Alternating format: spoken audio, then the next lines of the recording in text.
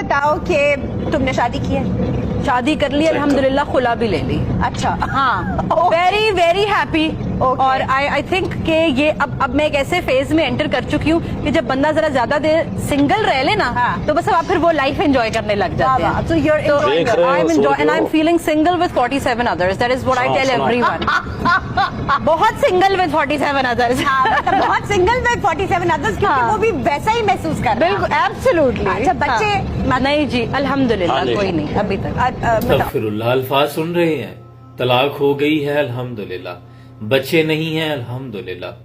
حضرت اقبال نے کہا تھا اس راز کو اب عورت کی بصیرت ہی کرے فاش, مجبور ہے معذور ہے مردان خرد بند, کیا چیز ہے آرائش و قیمت میں زیادہ, آزادی ہے نسواں کہ زمرد کا گل و بند.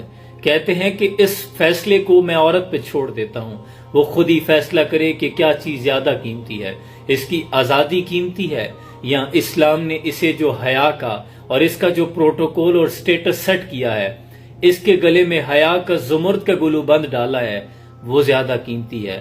میں خوب جانتا ہوں یہ زہر ہے وہ کند. نیپولین کی بات یاد آ گئی. اسکرین پہ جو آپ تصویر دیکھ رہے ہیں یہ 86 سال قبل دمشق کی تصویر ہے.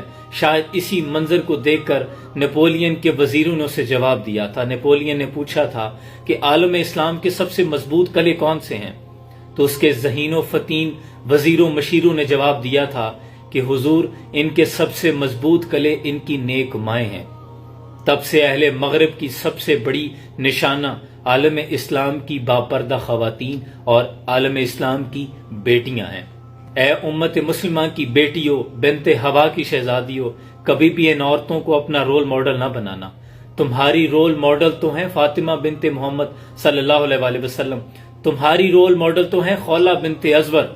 میدان جنگ میں جب گھوڑ سواری کرتے ہوئے اترتی ہیں تو دشمن کی صفوں کو چیرتی ہوئی برق رفتاری سے ان کی تلوار یوں چلتی ہے کہ دشمن کی صفوں کو پچھاڑ کے رکھ دیتی ہیں.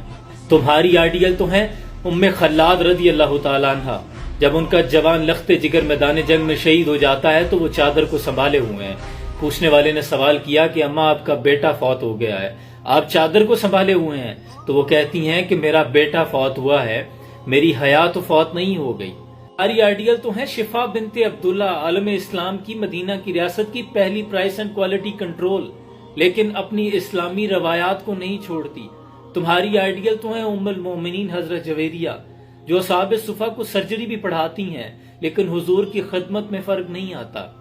تمہاری آئیڈیل تو ہیں حضرت حفصہ, جن کے ذمہ قرآن کی پہلی خط و خطابت اور قرآن کی حفاظت کی ذمہ داری حضرت عثمان غنی نے جن کو سونپی تھی, لیکن وہ اپنی حیا کو اور اسلام کے معیار کو انہوں نے کبھی کرنے نہ دیا. تمہاری آئیڈیل تو ہیں ام درداء الصغریٰ, جو دمشق کی جامع مسجد میں احادیث پڑھاتی ہیں, جن کے شاگردوں میں امام احمد بن حنبل شامل ہیں. خدا کے لیے ان کو کبھی اپنا آئیڈیل نہ بنانا, یہ تو خود طلاق لے کے گھر بیٹھی ہوئی ہیں. یہ اس عمر کے حصے میں جا کے جب یہ ڈپریشن کا شکار ہوتی ہیں تب یہ اکیلی رہ جاتی ہیں, اپنے بال نوچتی ہیں, ان کے پاس کوئی سہارا نہیں ہوتا.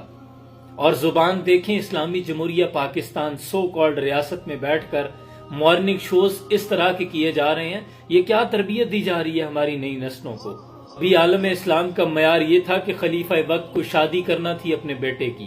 اس نے اعلان کیا کہ شہر میں اگر کسی کے گھر میں کوئی حافظ قرآن کنواری لڑکی موجود ہے تو آج رات اپنے گھر کی کھڑکی پر ایک شمع روشن کرے. قربان جاؤں, سارا شہر شام کو روشن تھا. ہر گھر میں ایک حافظ قرآن بیٹی موجود تھی. فیصلہ کرنا مشکل ہوا. دوبارہ اعلان کیا گیا کہ جو حافظ قرآن کے ساتھ ساتھ موتا امام مالک کی بھی حافظہ ہو وہ چراغ روشن کرے. اس رات بھی شہر کی آدھی کھڑکیاں روشن تھی. یہ روشنیاں اسلام کی ایک صبح روشن کی دلیل تھی. یہ آنے والے اسلام کے کل کی نوید سنا رہی تھی کہ آنے والا کل کتنا روشن ہوگا. کیوں؟